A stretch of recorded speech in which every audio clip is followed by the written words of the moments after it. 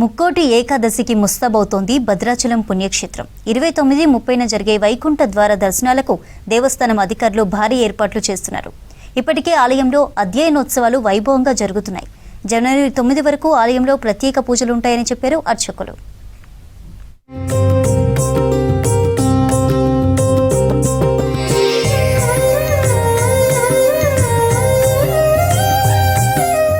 భద్రాద్రి కొత్తగూడెం జిల్లా భద్రాచలంలో కొలువైన శ్రీ సీతారామచంద్ర స్వామి దివ్యక్షేత్రం విద్యుత్ దీపాల వెలుగుల్లో మెరిసిపోతుంది.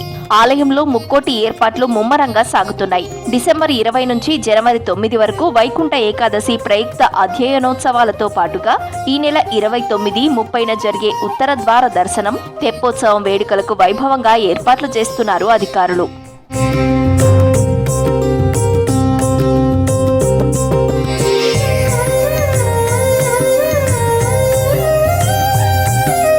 డిసెంబర్ 29న గోదావరి నదిలో స్వామివార్లకు హంసవాహనంపై తెప్పోత్సవం నిర్వహించనున్నారు. ఇక డిసెంబర్ 30 తెల్లవారుజామున ఉత్తర ద్వార దర్శనం ఉండనుంది. ఈ వేడుకలకు 1,50,00,000 రూపాయలతో ఏర్పాట్లు చేస్తున్నారు అధికారులు. బ్రిడ్జి చెక్ పోస్ట్ దగ్గర స్వాగత ద్వారం, ఉత్తర ద్వార దర్శనం, ఉత్తర ద్వారం దగ్గర ఫైర్ స్టేషన్ దగ్గర భారీ ఏర్పాట్లు చేస్తున్నారు. స్వాగత ద్వారాలతో భక్తులకు ఆహ్వానం పలుకుతున్నారు. రామాలయానికి ఉత్తర ద్వారానికి రంగులు వేయడంతో చలువ పందిళ్లు ఏర్పాటు చేస్తున్నారు.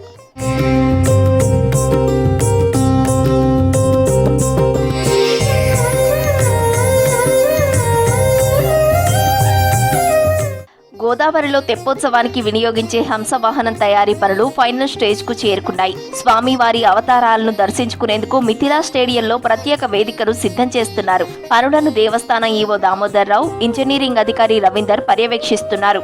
ముక్కోటి అధ్యయనోత్సవాల్లో భక్తులకు ఇబ్బందులు రాకుండా ఏర్పాట్లు చేస్తున్నామని చెప్పారు అధికారులు.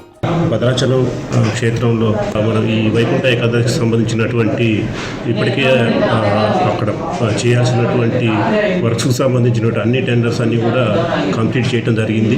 వాటికి సంబంధించినటువంటి పనులు కూడా మొదలు కావడం జరిగింది.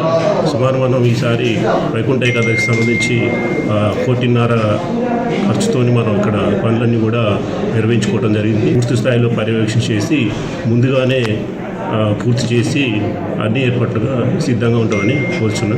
ప్రస్తుతం ఆలయంలో వైకుంఠ ఏకాదశి ప్రయుక్త అధ్యయనోత్సవాలు వైభవంగా జరుగుతున్నాయి. తొలి రోజు స్వామివారు మత్స్యావతారంలో భక్తులకు దర్శనమిచ్చారు. మాడవీధుల్లో రామనామ స్మరణతో ఊరేగారు సీతారాములు. శ్రీ మహావిష్ణువు అవతారాల్లో మొట్టమొదటిది మత్స్యావతారం. ఈ అవతారంలో స్వామివారిని దర్శించుకుంటే కేతుగ్రహ బాధలు తొలగుతాయని పండితులు చెబుతున్నారు. ముక్కోటి ఏకాదశి, ద్వాదశి ఉత్సవాలకు పెద్ద సంఖ్యలో భక్తులు భద్రాచలం రానున్నాయి.